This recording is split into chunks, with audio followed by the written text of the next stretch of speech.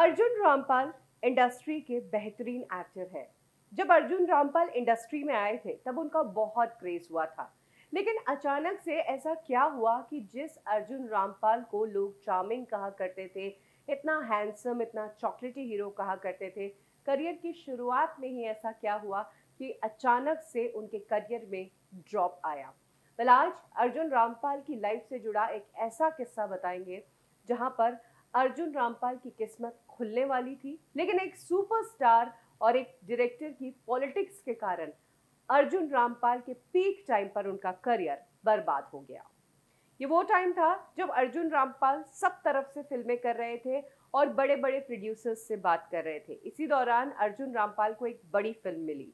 ये multi star cast की film थी, लेकिन फिल्म से जुड़े जो लोग थे वो इंडस्ट्री में बड़ी फिल्मों के लिए जाने जाते हैं। इसीलिए अर्जुन रामपाल ने मल्टीपल हीरो वाली फिल्म होने के बावजूद इस फिल्म को हाँ कहा और अपना सारा काम छोड़कर इस फिल्म को 3 महीने की डेट्स दे दी। ये फिल्म थी रंग दे बसंती। जी हाँ, फिल्म रंग दे बसंती के लिए अर्जुन रामपाल को साइन कर लिया गया था।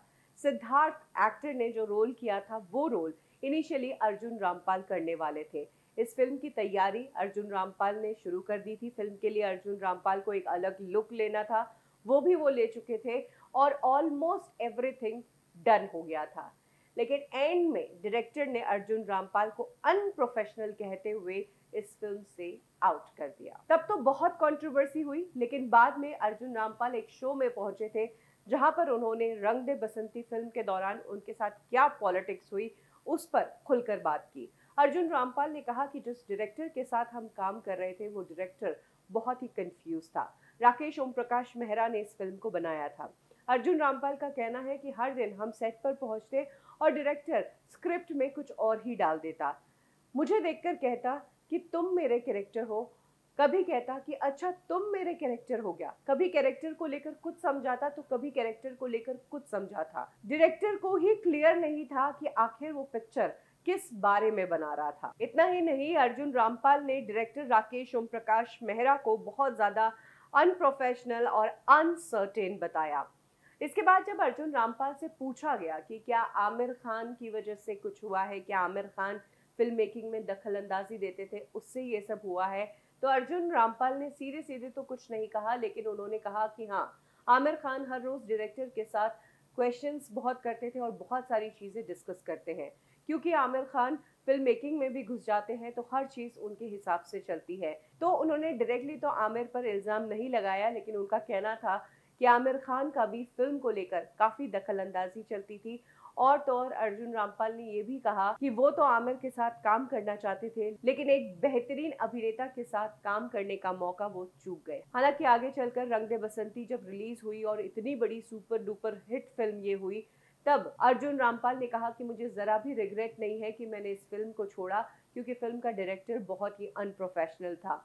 जब अर्जुन रामपाल से पूछा गया कि वो 3 महीने जो आपने इस फिल्म को अलॉट कर दिए थे, वो लुक जो आपने इस फिल्म के लिए ले लिया था, इस वजह से आपको काफ़ी नुकसान झेलना पड़ा था, तो इस पर अर्जुन रामपाल ने कहा कि हाँ, मुझे बहुत नुकसान हुआ था।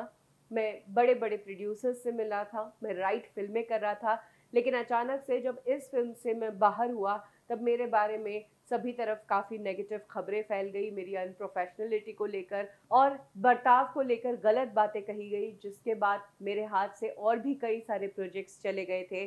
और ये वो टाइम था जब मैं सबसे बिजी होना चाहिए था, लेकिन मैं फ्री बैठा रहा, मेरे पास काम ही नहीं था।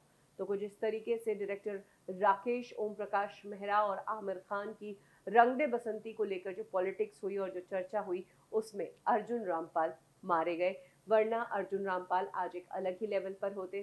खैर, अर्जुन रामपाल बिना मल्टी स्टार कास्ट वाली फिल्में करने के बावजूद एक अच्छे अभिनेता है, आउटस्टैंडिंग है और उन्होंने इंडस्ट्री में अपनी पहचान अच्छी खासी बनाई है।